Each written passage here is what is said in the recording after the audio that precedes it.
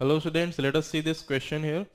The ranges and height of two projectile projected with same initial velocity at angle 42 and 48 degree with the horizontal are R1, R2, H1, H2 respectively. Choose the correct option. So since you can see here, there are two angles at which the balls are thrown, and these two angles are complementary. If you see, the sum of these two angles are 90 degree, so I can say from here the range will be equal in these two cases. Okay, so from here I can say, since the sum of these two angles are 90, so the R1 must be equal to R2. This I know from here. Now okay, now the options are talking about the height also. So as you all know, the formula of height, maximum height, that is equal to right, the time taken to reach the maximum height is u sine theta upon g. Right, this is the time taken to reach maximum height, and the average velocity will be u sine theta upon 2. So total height, so the maximum height, right, this is the time taken to reach maximum height, and this is the average velocity. So average velocity into time will give you the displacement, that will be equal to h here. Okay, so that will become u square sine square theta upon 2g. Okay, so that is the maximum height. So if we'll see here, so the height,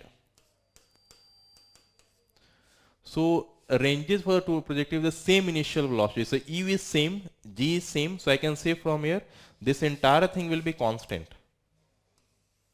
This entire thing will be constant because the initial speed is same for both. So I can say from here, height is directly proportional to sine square theta.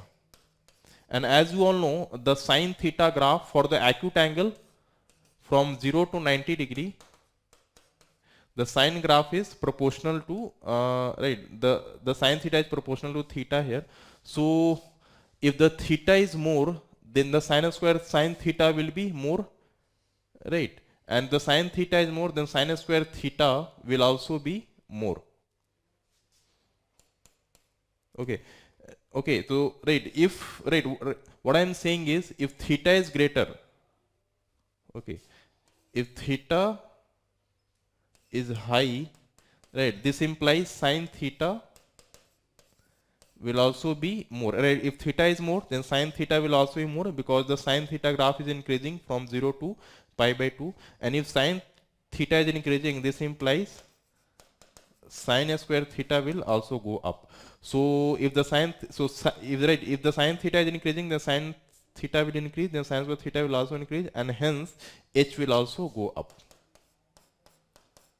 Okay, so from here I can say, if the theta is more, then h will also be more. So theta is more for this one, that is h2. So h2 will be greater than h1. Why? Because for h2 the theta is more, and the right, and from here I can say the h, if the theta goes up, then h goes up. Okay, so this will be the answer. So h2 will be greater than h1. So let us see which is option there. h2 is greater than h1. This is correct, and r1 is equal to r2. It is option 2. Okay, students, I hope you understood this question.